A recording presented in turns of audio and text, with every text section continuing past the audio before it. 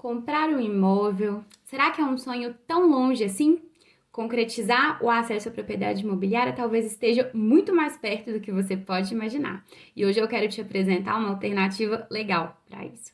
Meu nome é Mariana, sou advogada, sou pós-graduanda em Direito Civil pela PUC Minas e hoje eu gostaria de te apresentar o Instituto da Multipropriedade. Bom, multipropriedade se trata da possibilidade do exercício do direito de propriedade por um tempo limitado no ano da totalidade de um imóvel. Como assim? Você e outras pessoas podem possuir em condomínio um imóvel com tudo, todo o seu mobiliário, seus equipamentos, né, as áreas comuns, mas por um certo período no ano. Então, digamos, você e mais 3 amigos decidiram comprar um imóvel de forma conjunta e decidiram estabelecer um ato de, né, um bem multipropriedade. Como é possível estabelecer esse tipo de direito? A gente está falando de um ato entre vivos ou por meio de testamento que deve ser detalhado com cada período em que cada proprietário vai usufruir do imóvel durante o ano, a ser registrado em cartório, ou também se é possível ser feito por via testamento. Bom, nesse caso, o imóvel, ele é indivisível em si, a gente não consegue desmembrá-lo para que, exemplo, um proprietário fique com quarto e sala, o outro com cozinha e banheiro durante as determinadas frações de período no ano. Quando se fala, se exerce o direito sobre aquela totalidade de bens e tudo que engloba o imóvel, até mesmo as áreas comuns do condomínio, né, de acordo com as normas do condomínio edilício. Nesse caso, a fração mínima garantida ela é de 7 dias, sejam seguidos ou intercalados. E a gente tem 3 formas de regime para poder fixar os tempos e os períodos que os proprietários vão usufruir do bem ao longo do tempo. Bom, a primeira são períodos fixos em que se marca no calendário quais meses, dias, períodos, né, ou determinados intervalos de tempo que cada proprietário pode utilizar o bem com exclusividade, tá? Detalhe, dentro desse uso, aqui eu posso falar em locar esse imóvel ou ceder em comodato para uma terceira pessoa.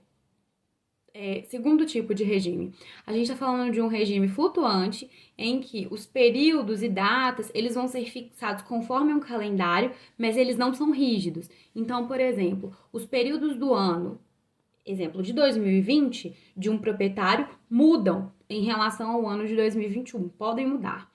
E também um regime misto, que eu posso ter períodos fixos no ano e regimes flutuantes para que as pessoas consigam exercer, né, o seu direito em determinado imóvel.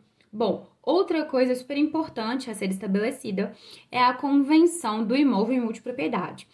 Ali é um conjunto de regras, é como se fosse uma convenção de condomínio, mas estamos falando da convenção, digamos, de um imóvel, em que são estabelecidos direitos, deveres, tais como multas por poder descumprir qualquer regra ou normas de boa convivência daquele imóvel, responsabilidade, quais são as frações de tempo mínima e máxima que um proprietário pode ficar naquele tempo, o número de dias, os períodos, bem como também qual o número máximo, digamos, de cotas que determinada pessoa pode adquirir para poder fruir daquele imóvel, dentre outros. Também pode ser eleito um administrador para que administre o bem e exerça outros deveres trazidos pela lei.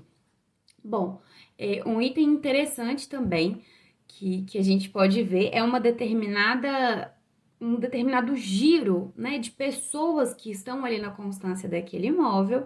E uma prerrogativa interessante é que o proprietário de uma fração, ele pode aliená-la a um terceiro, tá? Sem a anuência dos outros proprietários, mas ele deve comunicar eventual administrador para que os dados do sucessor, os dados da pessoa que está comprando, conste nos documentos, determinados registros trazidos pela lei. Bom, e também abre uma questão aqui muito interessante do ponto de vista social, né, e econômico, porque abre-se uma possibilidade de uma nova forma de construção de patrimônio, abre também um ganho representativo em relação a passivo, né? A um passivo e um ativo entrando ali de uma forma diferente e temporária no patrimônio daquela pessoa, que a pessoa também pode adquirir uma renda durante determinado ano, e também um impacto no direito sucessório bem interessante, porque a pessoa pode se tornar sucessora de um direito de propriedade limitado no tempo.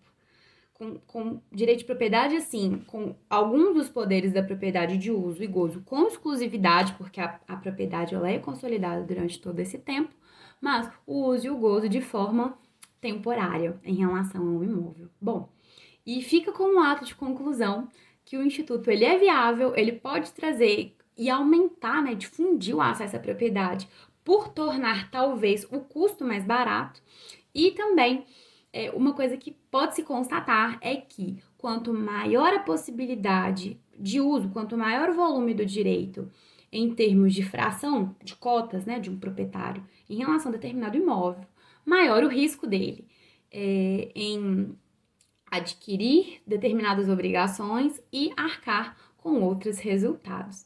Por fim, com certos direitos e deveres, aqui a gente pode citar o uso do imóvel com exclusividade pelo proprietário, a possibilidade de alienação, a possibilidade de oferição de renda com aquele bem durante a sua fração de tempo e, contraposto a alguns ônus, podemos citar pagar os impostos, conservar o imóvel, participar de alguns riscos, gastos ordinários e extraordinários com a manutenção daquele bem, bem como votar em assembleias, tanto de convenção de multipropriedade, assim como do condomínio edilício. Bom, os meus contatos estão abaixo. Diante de qualquer dúvida, eu me coloco à disposição para esclarecimentos. Muito obrigada.